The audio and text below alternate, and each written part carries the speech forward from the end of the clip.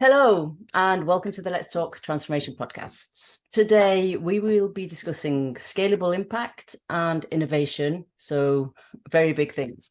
I am pleased to welcome Chris Stegner, CEO and co founder of the company Very Big Things.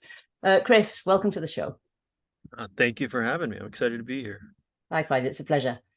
So, Chris, you're the CEO and co-founder of the company Very Big Things, which is a technology innovation and excellence company, and you help companies fulfill their potential and remain relevant by sort of digitally elevating their brand, experiences, and their opportunities. And I know you co-founded it in 2018 in Florida, and then you expanded to Zagreb, Croatia, and today you've got over 60 people working globally. And you've also won various awards, the Webby Award for Top Technical Achievement, DigiDay's Innovation of the Year, UX Design Award, Product of the Year, Fast Company's Innovation, and other 100 plus industry awards. So All the good ones. Yep. all the good ones, all the ones you have to have.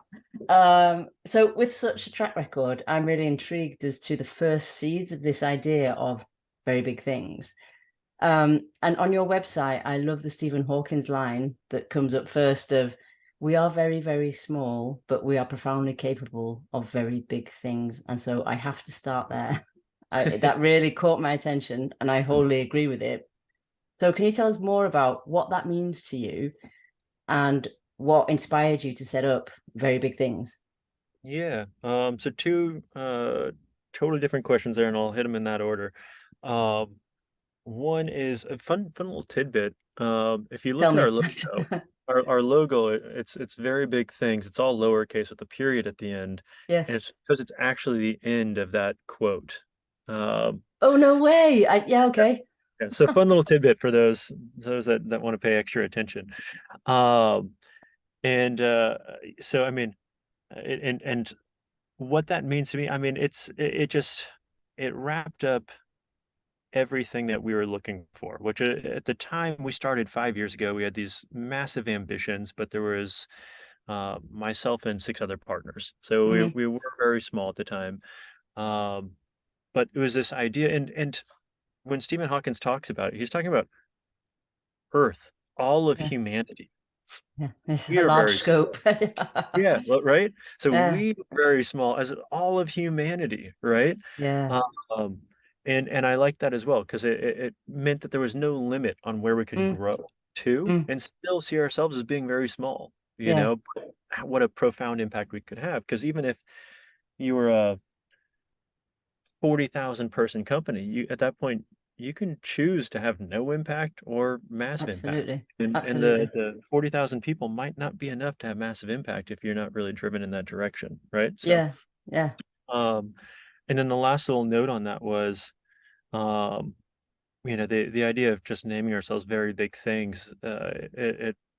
We decided it would be a great fire to keep lit underneath us at all times to mm, really be exceptional because that's why we started the company. I'll touch on that in a second, but it was with sky high ambitions to be the best in the world at what we do. hmm. Um, and you can't name yourself very big things and do mediocre work. Yes, You so that's your know? North Star then. Very big things. Yeah, Exactly. you're right. Exactly. You're right though. It needs to be relevant. Yeah. So, quick version of why we started it. I had been got a long career of doing building companies and being an executive at companies. And then eventually was at a partner at a VC fund where basically we'd invest in companies. It's my job to jump in and help those companies to figure out product market fit, how to scale, what their user experience should look like, Hmm. uh, product led growth, and product led company. Yeah. And all these fun things and how to succeed. And the roadblock I kept running into was on the execution side. We could help them figure out the strategy. We could test the different markets. Mm, We could figure out what was connecting with people. But then when it was time to actually go and build, um, it took them way too long to build teams, which I think is very relevant to yeah. you. Yeah, Um, absolutely. Building good teams that work Yeah. well together Yeah. quickly can be difficult. People are relying on their resumes. People don't get Yeah. along with each other. There's things Yeah. under the surface that they hadn't detected and all this fun stuff. And meanwhile, we're like, you need to get to building. Like we gave you Yeah. millions of dollars. Yeah. So eventually we switched to telling them, hey, work with an agency. They already have the teams, they built the culture, etc. But the problem we found is pretty much every agency that's building technology for companies was born out of marketing and creative companies and advertising agencies Mm, that they start saying, our clients need tech too. And they approached it in the same way. And myself, having at that point done tech for 25, 30 years, I'm mm. like, no, it's not the same thing at all. No, You no, know? no, no, it's Um, not. yeah, this isn't buying a shirt and people go, here's a cool design and I'll give you a shirt. But no, this is, you know, coming up, aligning on a proof of concept and then an MVP and then minimum viable product. Yeah, And then from there, iterating, measuring, iterating, measuring, iterating. And agencies just didn't get that. So no, um, as no. any person with the entrepreneurial gene in their body, you're always looking for that moment where you go, "Hey, here's a problem that I don't see Yeah. somebody solving. Solving. I Yeah. could solve this. I could Yeah. solve this, and I could have a lot of fun Mm. doing it." And in part, it's a messy human problem, isn't it? Because if I take minimum viable product, if I look at what the minimum viable environment might look like, you can only apply a certain amount of left brain thinking to that, can't you? Before you get into the messy things of exactly what you're talking about. How do we work together? How do we communicate? How do we collaborate? So yeah, I mean, Yep, it's two sides of the same coin, but one goes a lot quicker than the other. you nailed it. You nailed it. So, but yeah, so that's that. It was born out of that. Like, how do we build that team that can jump in to help people that have a vision and help them turn that Mm, vision and help them steer it as well. mm, mm, And kind of be that stopgap in a way to like, mm, hey, let's get you going, and really be a collaborative, mm, integrated part of your team. So mm, that's to your point. It's a huge part of what we foster is how are we going to integrate in with the client's existing mm. team. Um, But so that's quite difficult, isn't it? When, I mean, it's such a competitive market. So, I yeah, mean, how do you what's your secret sauce, Chris, for, from your years of experience of putting these two together of a highly competitive market and having to create those conditions of trust and partnership at the same time? Because that's what I was hearing is part of the secret sauce. yeah. You probably know the science of this drastically better than I do. I feel like I've stepped on enough landmines and found enough lucky lottery tickets throughout the years that I'm like, okay, if I do these things, it seems like I It find more works. lottery Yeah. tickets Okay. than um. So I'd actually be interested, kind of some of your take on it. What I've found uh, to be the best in my experience is having a vision, having some sort of purpose that really resonates to you personally. Mm, Not mm. a made up one, not a fake one, not a Yeah. Yeah. hey, I read Simon Sinek's Why, start And with here's my why, why. and I dreamt up a why. Yeah, it has to be something that Mm, penetrates you to your soul of like what it is you're doing this for. Um, in my experience, money can't really be the igniter for that. Um, and just making as much money as possible. It can be a great byproduct, but when I'm yeah. trying to build teams and I'm Yeah. trying to build, with the best talent out there, having that true belief that I can, uh, I'll take a slight tangent. I'll say I'm susceptible like every other human being. You have Yeah. material stuff Yes. thrown in Yeah. front Yeah. of you Yeah. constantly, and I follow myself going, "Oh, cool! If we just do this, then I can, get this jet, and that'd be really cool because my friend has a jet." And then, but I think when you have that purpose built into your Mm, soul, every mm, couple of months you can slap yourself and be like, "Wait a second, no, okay, this is mm, this is what we're going for." But so communicating that then, making sure that the every person you're interviewing, every person you're talking with, the brand that you put out there that people are seeing resonates with some sort of thing that's important to you. And if it's mm. important to you, it can be important to somebody else. Yeah. and Yeah. then they tend to find their way to you, and then they tend to stay with you, and then they tend to tell their friends. And Yeah. um, I think it's the same thing as, one of the big things that we work with our partners on is the idea of product-led transformation of their company and product-led growth, which means rather than saying a bunch of lip service to things, actually, build the products yourself that Mm, say when somebody touches and they feel it, it says, "Oh, this is quality. This is great," or "This feels this way."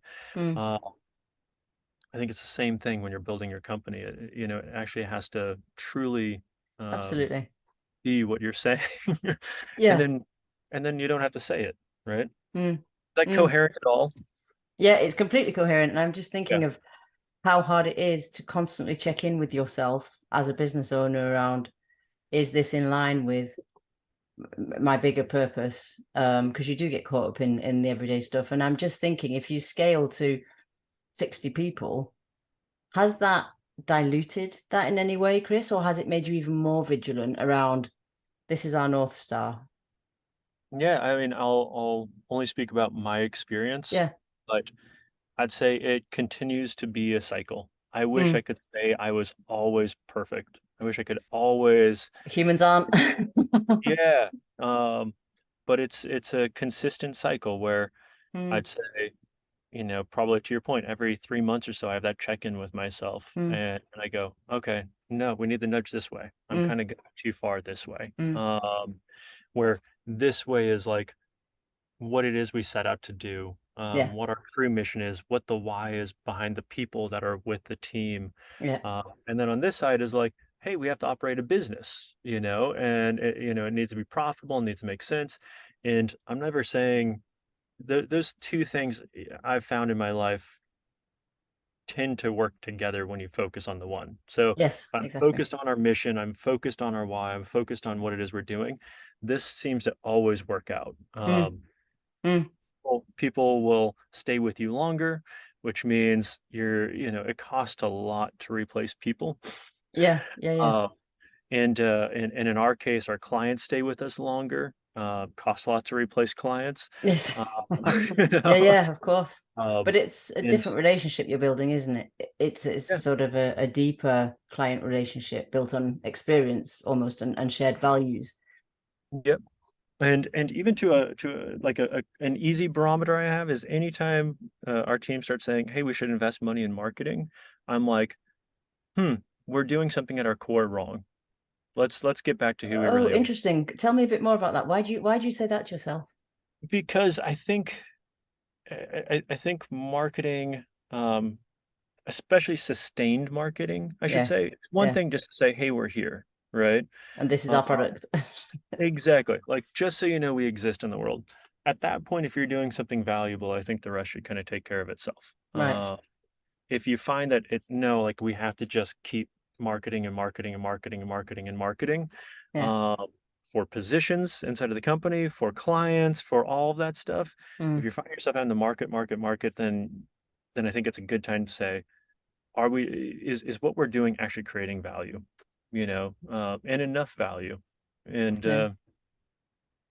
Yeah. so Would you go back to your sort of user tests, so to speak, for all those different things and check your hypotheses on, are we adding value? Are we talking to the right people? Are we talking to them in the right way?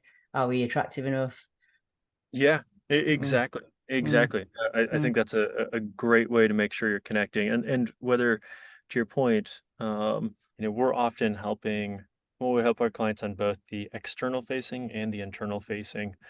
Um, and with both of those instances, I think it's important to do exactly what you just mentioned. If you're talking externally, Yeah. then you put your messages out there, you see what's connecting, what's Mm, not connecting, you mm. nudge, nudge, iterate. Yeah.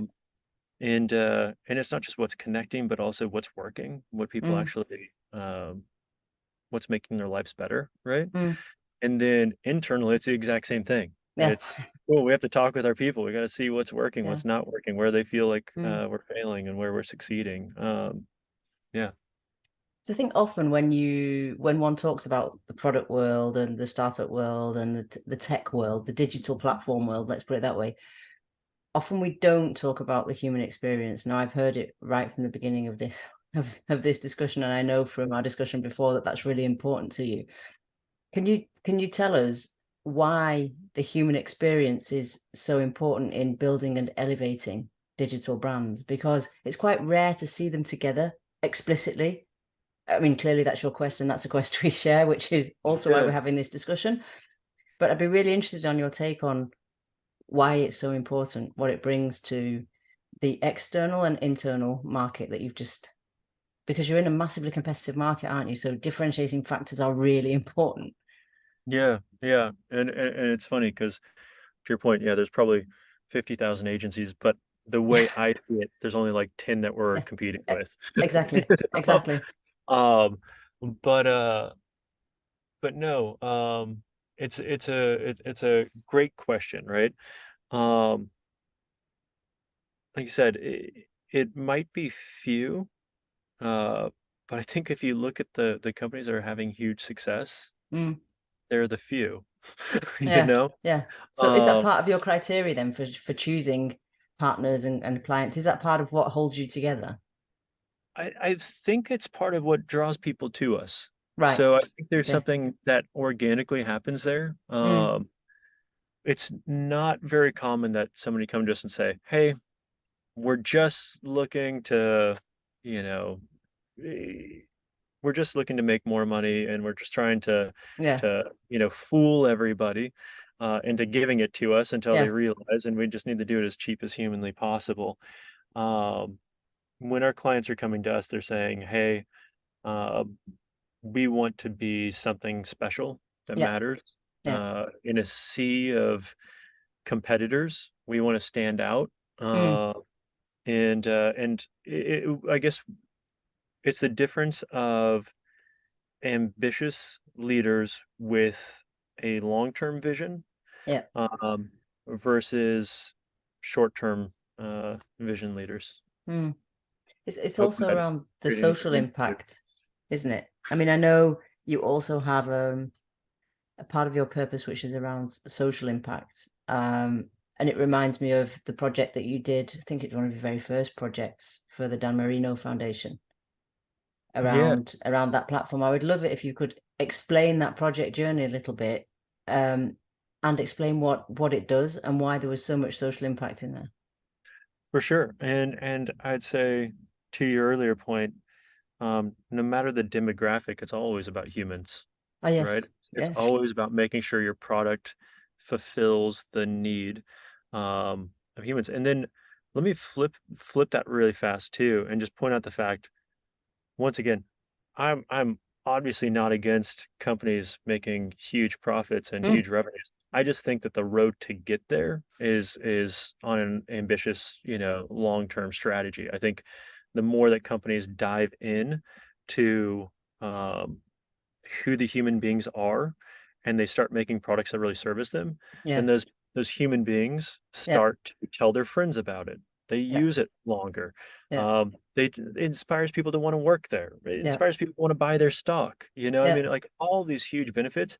I think there's no faster route to yeah, to getting there um, than just doing quality stuff. And it reminds me of two things. I mean, it reminds me of like SEO back in the day. People would yeah, just do crap stuff, and then it didn't work long term, and all the yeah, search engines said, "Hey, if you just create quality content, we'll yeah, feature you." And people are like, "No, I'm going to hack this. I'm going to hack it. I'm going to hack it." They put so much energy towards trying to hack it, and it never worked out. Where if yeah. they just created some content of value, they would have skyrocketed. And it's you need that long term vision. And I'd even say, and don't worry, I'm going to answer your question. Uh, but when we started Very Big Things, I said to myself, how are we going to make this really successful? How are we going to grow fast? How are we going to do this, etc.?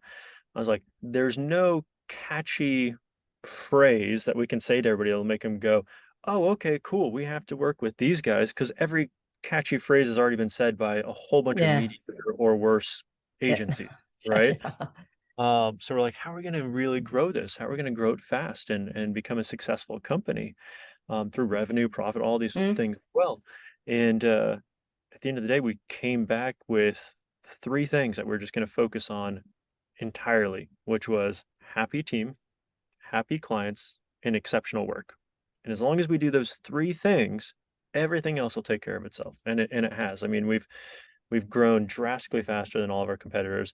The companies we're working with, we should never be able to work with. As a company that's been in business 5 years with 60 to 70 employees, Yeah. we're working with some of the biggest companies in the world, helping them figure out even like help two Fortune 500 companies in the last 2 weeks figure out their generative AI strategy for the future. Wow. Like Okay.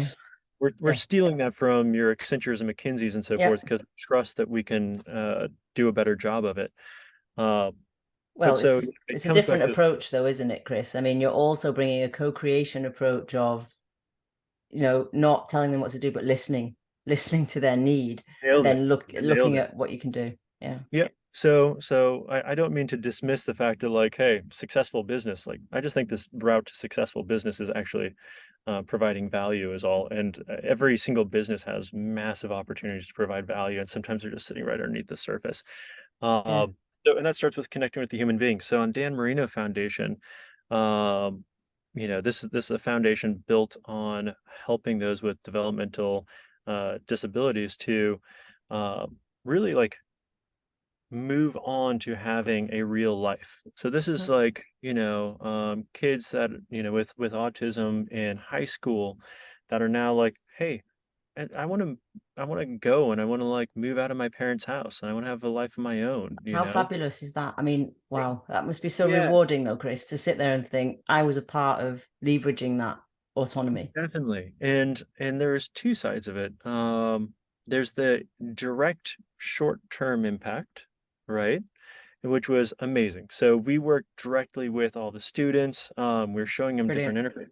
interface, and there was so many things that like we're like, oh, this will look really cool, and Yeah. everybody will love this. And then you show them, they're like, no, that's horrible. That's Like horrible. we hate stuff like this. It's confusing and this, that, etc. But we ended up building a product for them that they loved using. They used it all the time, enjoyed the process of using it. Hmm. But what the product was doing is uh, those with these developmental disabilities, they're totally they're can be exceptional at doing work, way better than I could be Hmm. at doing most jobs. The hardest part is the job interview Yeah. because the Yeah. job interview, it's a pure communication thing, and that's where Yeah. they struggle. So we built a simulator that could be used anywhere. So people could use it from their cell phones That's or from brilliant. their TVs or from a VR headset that will put them into an interview scenario. And you could be like a hard interviewer, a nice interviewer, and they could just practice all the time going through that. And they'd toss in little cues too, like things that could um, trip them up in a way, like Hmm. somebody sneezes in the middle of them talking, Yeah. or somebody gets up and Yeah. walks out of the room, or somebody else walks into the room. All Yeah. these different scenarios, so they could experience it. So when they actually went to have the job interview, they succeeded. And the best part is we'd hear from the people that are going through this, helping us test the product as we were building it. They're like, "Hey, I went to a job interview, and after using this, like I nailed it, and I got the job." And that's awesome. That's Uh, that's awesome. And it's also awesome if I flip that and give it to people who interview, because I think the whole bias in the recruitment processes and the interviewing processes, there isn't a one size fits all. This is how you should interact socially, although we have socialized norms. So I love the idea. When I was reading about that foundation project, I was thinking, how cool would it be if we flip that and actually use it to educate people who are not neurodiverse around, yeah, this is a different interaction socially, and this is what it could look like. yeah. No, I love that. I love that. But then, yeah, so I mean, that was the short-term wins on that. But on the large-term win, on every project we work on, we try to somehow evolve the entire world. Like we did one piece of this project better than had ever been done before, and we try to educate the Brilliant. community so they can Yeah. copy it. And Yeah. then once everybody's copying something we've done, then Then you get it's iteration on it. the whole Yeah. world, right? And in this case, when we were doing the project, there was almost no guidelines, period, about how to build interfaces for those with autism and different developmental disabilities. Um, and Brilliant. so from this, we were able to share all these learnings we had. So now hopefully every other product moving forward by companies not built by us, but by the rest of the world. Now we're doing a better job of that. So now not only did we help, um, you know, people with these disabilities to get jobs, but we also Yeah, help hopefully every digital experience they encounter, which is a huge part of every human's life right now, yeah, to be better. So pretty yeah, cool stuff. yeah, and just creating a different experience and allowing people to experience different experiences because we get used to the way we experience things, don't we? That's the whole thing around bias and Oh unconscious yeah. bias and even conscious bias. You know it's there, but you don't do anything about it. So Yeah, yeah. really, really interesting. Can I just come back to tech though, because Please. you spoke about Chat GPT, and we can't talk about the competitive tech industry without talking about Yeah, Chat no. GPT and what you think the impact on what on the tech world is going to be, and like the I read some articles that you wrote about the true power of generative AI, and I think that is the question today, isn't it, around how we're equipping platforms, organizations, and people in society in general around Chat GPT, which is easy to use but could be quite far reaching in terms of consequence. Yeah, yeah. So where to start, right? Well, I liked your take on it in the article I read that it was around the APIs, the true power of generative AI. Yeah, so that is, I mean, when I'm thinking of it, like I said, I definitely have two hats. I Mm. have the um kind of rebellious artist that loves like creating something that breaks boundaries and, Mm. and it's truly amazing. And then I've got my like true like business hat, Mm. right? And when I'm thinking, I mean, honestly, affecting both of those, generative AI is undeniably going to have a massive impact.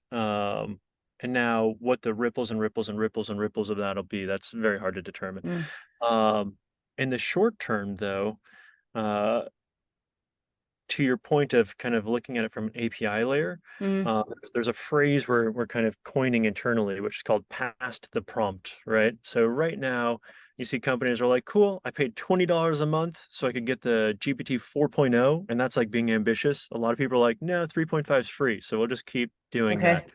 Okay. Even though those that aren't totally familiar right now, there's a pretty huge leap between ChatGPT 3.5 and 4.0. I'd say there's a Uh, massive uh, leap in capability. Um, so you can pay $20 a month and you get access to this chat prompt, and you can buy, a license for every person in your company, and now they can start typing mm. stuff into it, and it can help you with tons of stuff, right? Mm. Like write this email for me. Yeah. Here's the previous emails and make this one basically say, no, we won't do that. Yeah. And I'll put together a Yeah. beautiful email for you.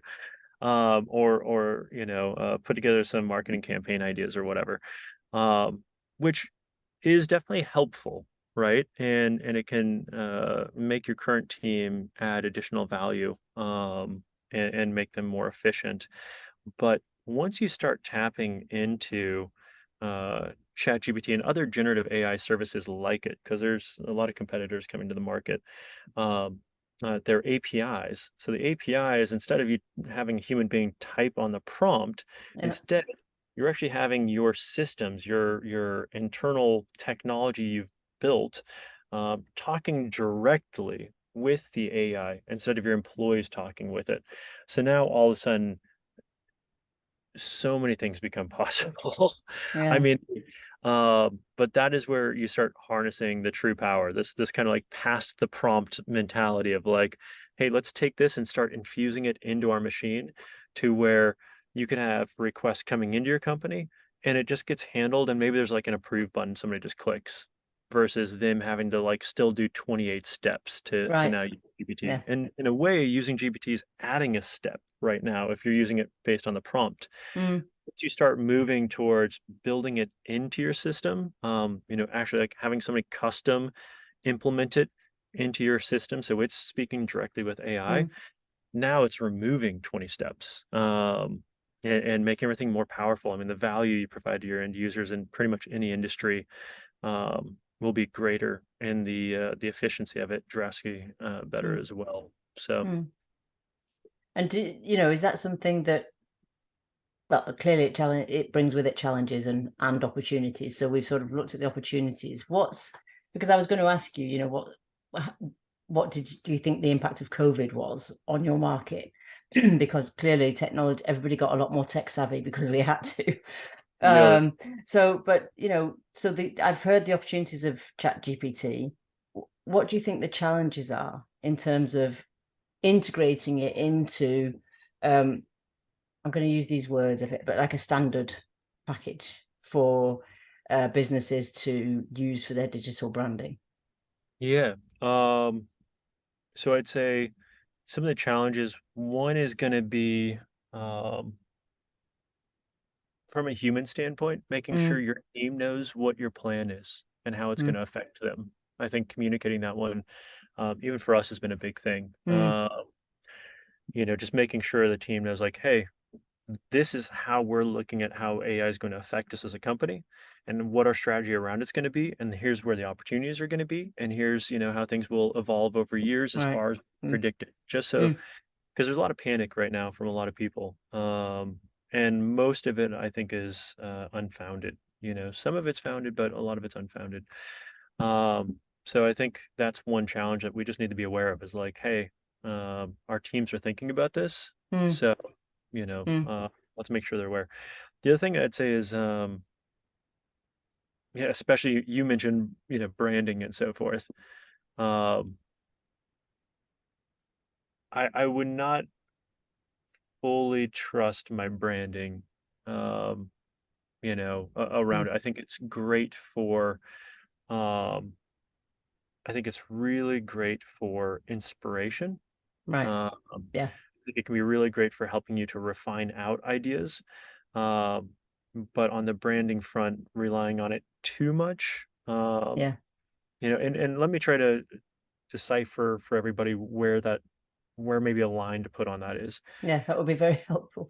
Right, yeah, because I would say things like um, your main headlines, like this is who we are as a company. Your subheadlines, these are the things we do. This is what's important to us. Those main things that are like, this is who we are. Mm, You should be the ones crafting that, yeah. or Yeah. working with the team to craft that. So it's Yeah. it's It um comes from your creative space. exactly Yeah. anything Yeah. where also it's like a couple hundred characters, or sorry, a couple hundred words or something. Mm, Feel free. That's a great spot to start yeah. using. So if it's like a very impactful statement or two that's going to be sub 100 words, put in the effort on it. Yeah. If it's something where it's like, cool, we need a huge blog post, on this Yeah. topic, and here's our feelings on it. It's like, sure, let it handle that. Or writing emails or handling customer service questions or answering human resource. So we've helped, one of the Fortune 500 companies we helped with on the internal side of how they'd be applying AI was actually a lot around HR. Yeah. It's Mm, a lot of people have questions. A lot of people are wondering, what does their career path look like? What job opportunities are available for them? All these different things that AI can start to solve to make their lives being at your company drastically better at the same time as making the HR mm. team's lives drastically better. Yeah, because they will have more time for the human experience as opposed to all the process stuff they do. Yeah. Exactly. Yeah. Like, yeah, Yeah. Yeah. handling tickets and tickets and tickets and tickets Yeah. and Yeah. and instead it's like and being able to offer a lot more value, Mm, mm, they check a box saying that somebody is pregnant now. And now all of a mm, sudden the AI can really step in to say, hey, let's start talking through what different things are available to you and what different services and so forth, and start filling you in on all these informations and let me answer questions for you. And hey, if you were wondering what this is going to look like, a year after mm, the pregnancy, et cetera, like having that, it's hard for one HR person who's handling 70 to 200 people to be able to give that level of attention. mm, mm. So all of a sudden it turns people into like superhumans is, Yeah. is what we're finding. So And how do you think it will affect the talent market for you? Well, not for you personally, but for you in terms of what your company do, because it's already competitive. Do you think that's going to have an impact on that or not? I mean, to give you an idea, So I don't think we're actually, I mean, I know we're not going to be like replacing any employees, Mm, you know. What I like is the fact that we're going to be able to do a whole lot more with the team we have. yeah. Uh, Yeah. and that's really exciting. And we're going to be able to do better work. So, I mean, we're already we're building our own tools internally. We're adapting to use some of the tools that have already been built that we Okay. think are really adding about 20% efficiency across the board, which, as you can imagine, our clients love because it means everything Yep. costs 20% less. Of course. Um, and we actually love when we're able to give more value for Mm, less money because it makes our mm, clients love us more and yeah. go to our earlier conversation.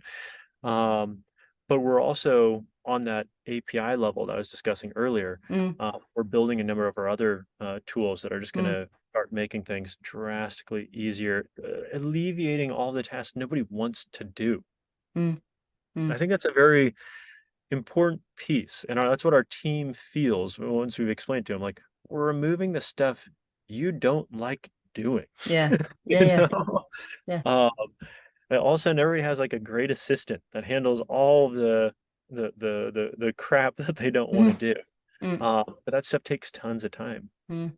You know, Yeah. that's why no one wants to do it. You know, the Mm, stuff that it's just like, okay, this is yeah. pretty monotonous, but I have to do it, and Yeah. it's going to take a lot of time. I'd rather spend my time Mm, thinking and yeah. You get stuck in busyness, don't you, as opposed to getting stuck in fullness. You know, that sort yeah, of space where you can create and what I call my happy place, where you feel like you're adding value, but it doesn't feel like a hamster wheel.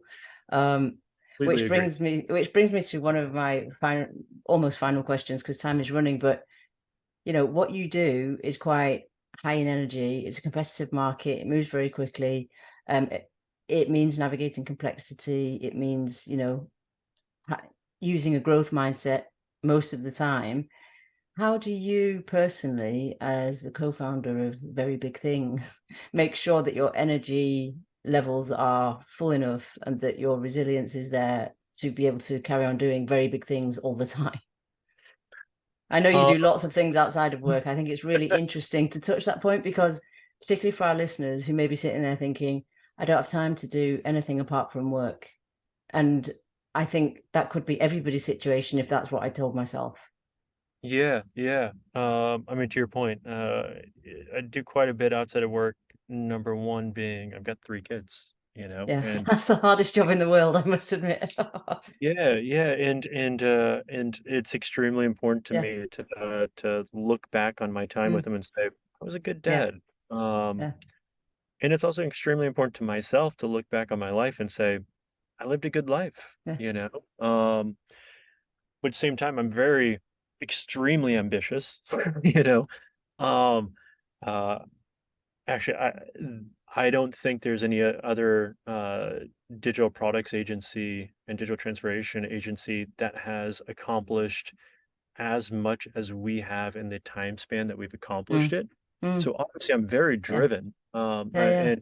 and we're successful in what we're doing.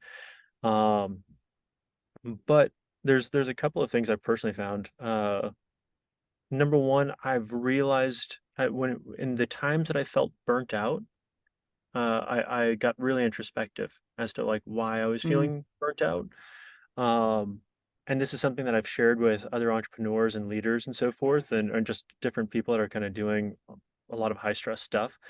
Um, that's resonated with them, and since then they've come back and said, "Oh, I paid attention to that, and now I mm. figured it out." Because what I found out is I was never burnt out from doing work. Ah, yeah. Never like, oh, did too many hours or this or that, or you know. Um, My personal, what caused me to feel burnt out was when I felt like I was out of control. When things were happening that I didn't have a handle on, and I just wasn't aware of things that were happening, and it started to feel like the train could be going off the track. It could not be going. I just didn't know. Mm. Um, that's not going to be everybody else's, but I think it's important to understand what What your trigger is. Yeah. your trigger is, because then all of a sudden you can start saying, "Oh, okay, I'm feeling burnt out. Oh, let me just peek around and just see what's going on, Mm, or whatever your solution is, and then focus. mm, Focus is a huge one for me. I think that's my probably superpower, and the one that I use with our team the most is, Mm. at all times, I really make sure that I'm focused on no more than three things. I kind of give myself three big things per year, three things per quarter. Even the company, happy clients, happy team, Yeah, yeah, exceptional work. Um, it's all much easier when you find three things that you're just going to focus on. So that's every quarter I go to our leaders and I go, cool, here's our three things as a company. Now, mm, what are your three things that fit inside of those three? With yeah, those yeah. priorities, what three things are you going to do that are going to, and and that just seems to make everybody like, okay, I'm not trying to boil the ocean anymore. No. It's able to actually see impact, and Mm, and people are able to see impact, in my experience. um, they're able to go home feeling great, and they're able to be excited. And not only that, but impact is what mm, moves companies forward. If you're trying to boil the ocean and you're not yeah, moving forward, absolutely. Mm, you're just burning a lot of people out. mm, Uh, mm. and then if you got time, I'll share one last little thing Go that on, I've done. please do. So uh, I noticed that, um, I wanted to take a Wednesday off for myself, time just for Chris, that I was just Mm, gonna kind of do whatever I wanted. It wasn't family time, it wasn't work time, it was just for me. mm, And I said, okay, well, if I'm gonna take this Wednesday off, then I really gotta work my butt off on Monday and Tuesday, to earn it, right? I got more done in that Monday and Tuesday than I probably got done in like 2 weeks, because I was wow. just super Yeah. focused with the mindset that I was going to be taking a break, right? Um, and so now I've made that a consistent thing, and I've shared that with a lot of other entrepreneurs of really big, very successful, Mm, 80,000 person companies, etc. And now they're coming back saying, "I'm taking Wednesdays off. My life has yeah. never been better. I get more work done every week than I did before." And I have that time to where I still always just feel like I have a chance to look on what it is that we're actually doing, make sure we're Yeah. going the right direction, both professionally and in my personal life. Mm, And it just adds a lot of clarity. And then you come mm. back Thursday, Friday, and you crush it again. Yeah. And his family and 400 other things, you know. Yeah. And then Monday and Tuesday you come and crush it again. Mm. So It's self-connection though, isn't it? Taking the time to come back inside, I call it, and just do something that uses a different part of your brain, like, I don't know, painting. I know you paint, and yeah, yep. rock climbing and things like that, or hiking, or if I take me, playing in an orchestra, hiking, or things like that. But I think it brings you a very different perspective, and therefore a different part of, your intuition has time to actually think and speak, and you have time to sort of step back. And, my last question was going to be, what would your call to action be, or your advice be, to any of our listeners who are sitting there thinking, okay, I want to look at either scaling what I do, Hmm. or trying to create a bigger network or community of partnerships to help me do what I do. Now, that can be inside an organization or as an entrepreneur, building out your network. What would your sort of advice be there, Chris? Yeah, I'm trying to think of something that doesn't just sound like I'm just trying to sound smart or fluffy, but something that will actually have like a real impact, Mm, with people. I mean, overall advice, I would say, I got three things that pop to mind. Um, one, like one of the hardest things I think is stop and just listen to people, mm, um, and don't talk. Just listen, and then take what they say, to heart, and look at ways to implement it. I've started with every entrepreneur, or leader or advisor. Um, I really just say, hey, give me all of your thoughts. mm, And nothing is more valuable, I think, than after you've taken those thoughts, actually acting on it and then going back to the person and saying, hey, just so you know, we talked about this. I want you to see I did this. mm, mm. And then you start having higher and higher level people, um, continue to give you advice, Yeah, which is extremely powerful. yeah. I've got some of the greatest advisors in the world that I should not have by any stretch of the imagination. And it's purely, I feel, because I actually listen to them, and then I show them that like their time was not wasted in giving it to me. Mm. So I think there's a huge piece there. Um, Another piece I would say is to not procrastinate. Um, Easier right? said than done, I think.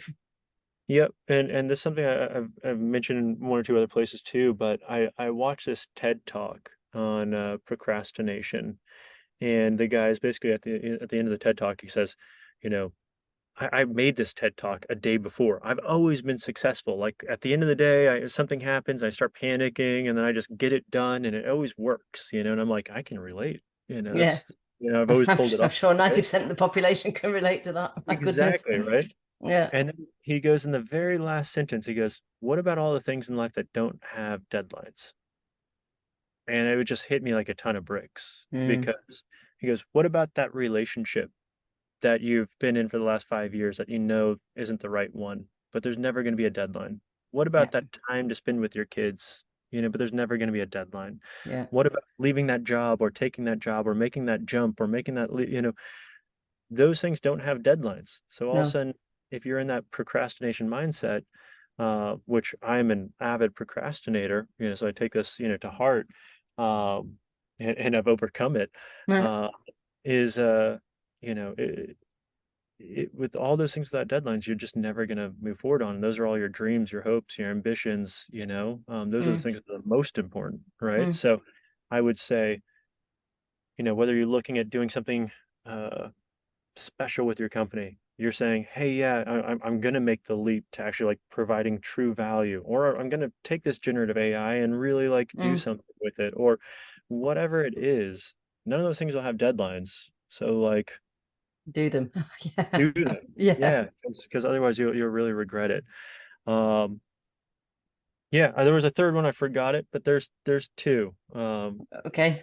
Thank you. Hopefully helpful, They are very helpful. I'm going to leave our listeners with those two, but there are several nuggets of learning throughout the whole podcast. throughout, So hopefully. thank you for that. Yeah. So Chris, thank you for coming and sharing your experience and your thoughts and the very big things that you do. Where can people find out more about you and what you do? Oh, I lost you there for half a second. I don't know. It's the first time. I lost Where can people find out more about you, Chris, and what you do? Oh yeah, so I mean, verybigthings.com is the website. I'd also totally invite anybody to just connect with me on LinkedIn. So it's Okay. Chris Stegner. You can find me, CEO of Very Big Things. If you mention there's lots of spam on LinkedIn, but if you say, "Hey, I saw you on this podcast Okay. and I just want to talk or whatever," I love talking with people. So I love helping, etc. So never feel like you're bugging me. So yeah, and then we have an Instagram. People can follow us and all that fun stuff too. So very big things. Okay. Excellent. All right then. Well, I'll put all those in the show notes so that people can get hold of you quickly. Perfect. All Thank you right. so much for having Thanks, me. Chris. Yes. Well, thank you for coming on the show and thanks for a great conversation. Awesome. Have a great one. Yeah.